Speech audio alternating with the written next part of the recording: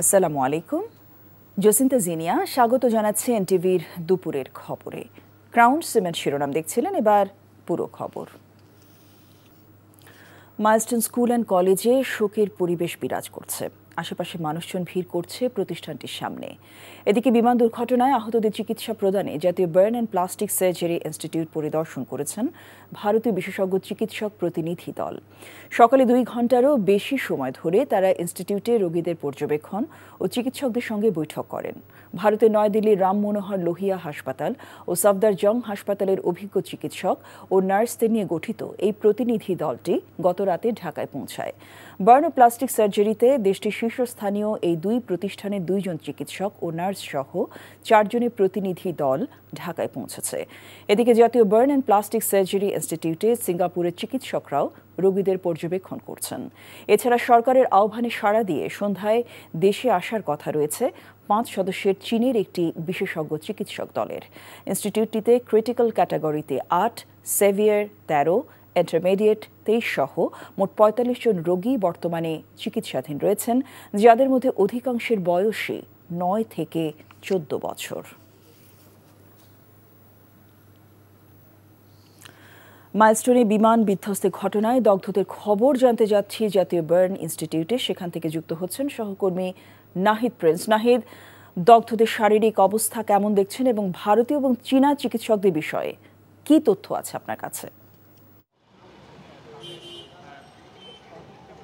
জসিন্তা, যদি বলি যে আগুন শুধু শরীর পোড়ায় না, পুড়িয়ে দেয় পরিবারের স্বপ্ন, সমাজের শান্তি ও রাষ্ট্রের বিবেক। সেই পোড়া ক্ষতচিহ্ন নিয়ে কিন্তু 3 দিন ধরে লড়াই করছেন সেই মাইলস্টোনের শিশু শিক্ষার্থীরা। তারা এখন এখানে নিবিড় পর্যবেক্ষণে আছে। বিকেলে চীনা থেকে বিশেষায়িত ডাক্তাররা এখানে আসবেন, 5 সদস্যের ডাক্তাররা। এছাড়া ভারতের চিকিৎসক দল সকালে তাদের পর্যবেক্ষণ করে গেছে, কারণ বার্নে কিন্তু তাদের শরীর পুরো অনেকেরই ঝলসে গেছে। কি পরিমাণে বার্ন রয়েছে সে বিষয়ে আলোচনা চলছে। তো শুনতে পেরেছি আমরা কিছুক্ষণ আগে যে আমেরিকা থেকেও ডাক্তাররা ঢাকায় আসবেন। তো নানাভাবেই তাদের পর্যবেক্ষণ চলছে। তারা যেন দ্রুত সেরে উঠতে পারে সেই প্রক্রিয়া তারা চালাচ্ছে। তো সব কিছু মিলিয়ে নিবিড় পর্যবেক্ষণ চলছেই বলা যায়। তো এই ছিল আমার কাছে রাজধানীর জাতীয় বার্ন ইনস্টিটিউট থেকে সর্বশেষ। জানছিলাম দগ্ধদের চিকিৎসার খবর। মাইলস্টোন ট্র্যাজেডিতে নিহত একই পরিবারের 3 সন্তান আরিয়ান, বাপ্পি ও উমায়ের স্বজনদের সাথে সাক্ষাৎ করে সহমর্মিতা জানিয়েছেন বিএনপি মহাসচিব মির্জা ফখরুল ইসলাম আলমগীর। রাজধানীর উত্তরার তারারটেক এলাকায় পারিবারিক কবরস্থানে দাফন করা 3 শিক্ষার্থীর কবর জিয়ারত করেন বিএনপি মহাসচিব। পরে নিহতদের শোক সন্তপ্ত পরিবারের সাথে কথা বলেন। মির্জা ফখরুল বলেন, জাতির ভবিষ্যৎ শিশুদের এমন মৃত্যু কোনোভাবেই মেনে নেওয়া যায় না, এমন মৃত্যু কাম্য নয় উল্লেখ করে মির্জা ফখরুল এ সময় আবেগাপ্লুত হয়ে পড়েন। বলেন, এ শোক কাটিয়ে ওঠার কোনো ভাষা জানা নেই।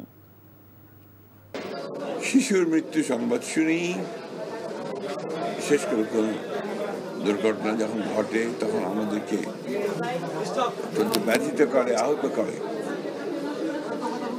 আমরা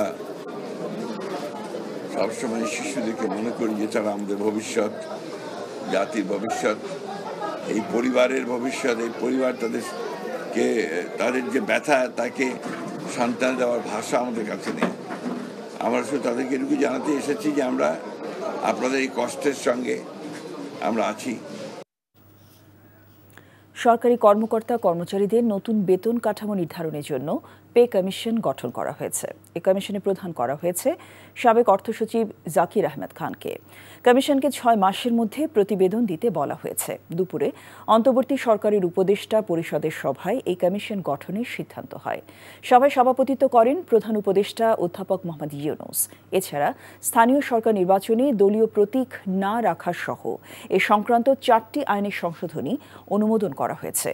সিটি কর্পোরেশন, পৌরসভা, উপজেলা পরিষদ, ইউনিয়ন পরিষদ নির্বাচনেও থাকছে না দলীয় প্রতীক।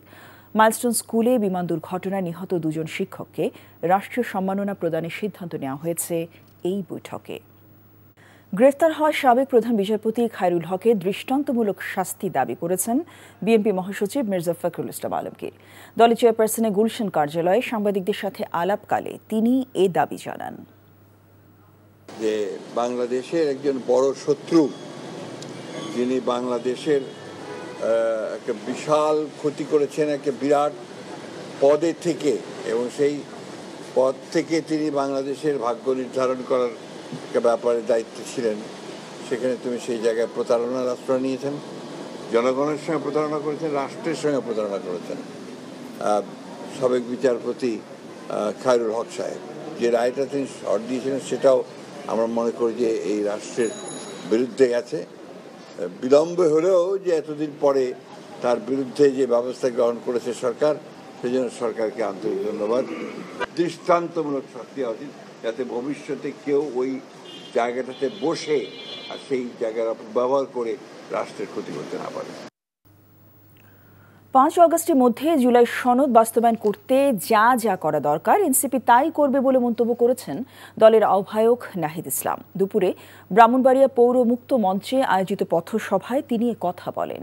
স্বৈরাচার পতনের আন্দোলনে ব্রাহ্মণবাড়িয়ার জনগণের অগ্রণী ভূমিকা ছিল বলেও মন্তব্য করেন তিনি। দলের শীর্ষ নেতারা এ সময় বক্তব্য রাখেন। এর আগে সকালে স্থানীয় সার্কিট হাউস মিলনায়তনে জুলাই গণ অভ্যুত্থানে শহীদ ও আহত পরিবারের সাথে সাক্ষাৎ করেন এনসিপির আহ্বায়ক নাহিদ ইসলাম সহ কেন্দ্রীয় নেতৃবৃন্দ। পরে কাউতলী মোড় এলাকা থেকে তারা পদযাত্রা শুরু করেন। বাড়তি শুল্ক নিয়ে যুক্তরাষ্ট্রকে ফের বৈঠকের অনুরোধ জানিয়েছে বাংলাদেশ। এতে সাড়া দিয়ে দেশটি শুল্ক কমাবে বলে আশা বাণিজ্য উপদেষ্টার। সচিবালয়ের সাংবাদিকদের তিনি কথা বলেন। আমাদের জন্য যেরকম প্রয়োজন যুক্তরাষ্ট্রের জন্যও প্রয়োজন।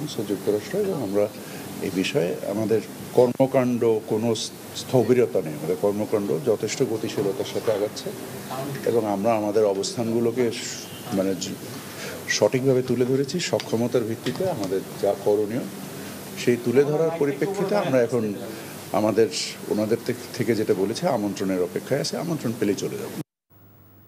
এই ছিল দুপুরের খবরে। এই খবরের ভিডিও সহ আপডেট জানতে ভিজিট করুন NTV অনলাইন www.ntvbd.com। এছাড়াও NTV জনপ্রসাব অনুষ্ঠান ও খবরের আপডেট জানতে ভিজিট করুন আমাদের ইউটিউব ভেরিফাইড ফেসবুক পেজ। 5টায় দেশের খবর দেখার আমন্ত্রণ রইল। সবাইকে ধন্যবাদ।